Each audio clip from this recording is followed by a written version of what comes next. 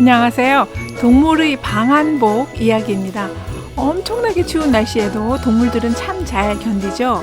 지구상에서 가장 추운 극지방에서 겨울을 보내는 동물들은 찬바람이나 찬물이 스며들지 못하도록 빈틈없는 방한복을 갖출 수밖에 없죠. 자신의 목숨줄이니까요.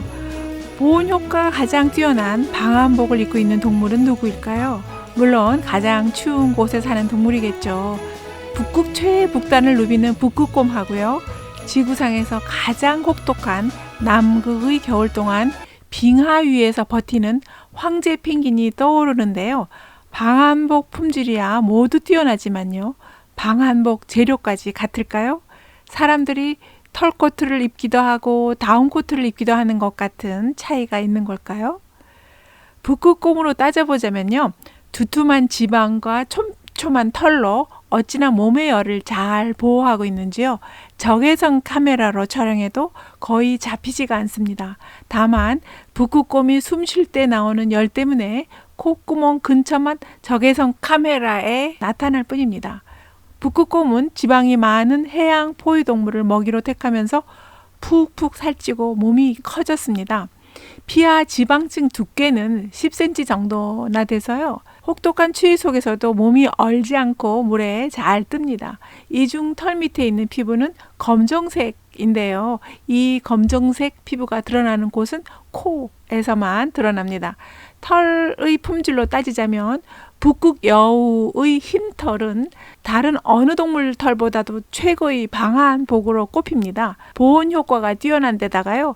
맹추위 속에서 두툼한 털이 가득한 꼬리로 몸을 덮으면요. 냉기가 스며들 틈이 없죠. 이렇게 북극 여우의 고품질 털에 맞먹는 털이 북극곰 털입니다. 동물 털은 대부분 이중으로 되어 있는데요. 속털을 다운헤어, 솜털이라고 부르죠. 북극곰이나 북극 여우처럼 극지방에서 겨울을 보내는 동물들은 아주 빽빽하고 미세한 고운 털로 덮여서 따스한 공기를 품고 있습니다. 피부에서 체온으로 데워진 따스한 공기는 속털 틈새를 채우고 있어서요. 냉기가 침입하지 못하도록 보온 효과를 극대화합니다. 겉털은 속털을 감싸면서요. 좀 더 길고 성글게 덮어서 보호털이 됩니다. 보호털 길이는 5cm에서 15cm 정도입니다. 털코트를 이중으로 입고 있으니까요. 찬 공기는 완벽 차단됩니다. 북극 여우나 북극곰의 흰색 보호털은 색소가 없이 털 속이 투명하게 비어있는 가느다란 관입니다. 그래서 광섬유관처럼 약한 빛이라도 피부로 전달해서 열 흡수를 돕게 됩니다. 투명한 보호털은 속이 비어있는 가느다란 관 속에 공기를 함유할 수 있어서요. 보온 효과를 높입니다. 우리가 입는 거위나 오리 솜털로 만든 다운코트가 공기를 빵빵하게 함유하면서 보온 효과를 주는 것과 같은 이치죠. 요즘 고가의 다운코트에는 코요테 털을 넣은 제품들도 많이 있습니다. 북극 여우는 특히요. 겨울이 되면 털 두께는 여름보다 2배로 두툼해지면서 보온층을 이루다가요. 올 경쯤 되면 겨울털을 벗으면서 밀집한 털이 얇아지고 짧아집니다. 북극 여우가 견디는 온도 범위는 그 폭이 상당히 큰데요. 여름과 겨울을 비교하면 섭씨 90에서 100도에 이르는 엄청난 온도차를 맨몸으로 겪어내고 있습니다. 북극 여우는 몸무게가 6km 내밖에 안 되는 몸집 크기가 작은 개 크기 정도인데요. 섭씨 영하 70도 정도까지 온도가 내려가도 두툼하고 빽빽한 털 덕에 잘 견뎌냅니다. 가을이면 몸무게의 반을 지방으로 채워서 겨울을 대비하지만요. 그럼에도 작은 몸집으로 추운 겨울을 버티는 건 쉬운 일이 아니죠. 그래서 겨울이면 굴 속에 머뭅니다. 겨울이면요. 북극 여우 95%가 흰색을 띠고 있지만요. 그린란드에 사는 북극 여우는요. 대략 반 정도가 푸른 빛을 띠는 회색 털을 갖고 있습니다. 북극 여우나 밍크는요. 대량의 모피 생산을 위해서 우리에 가두면서요 기르는 농장이 있는데요.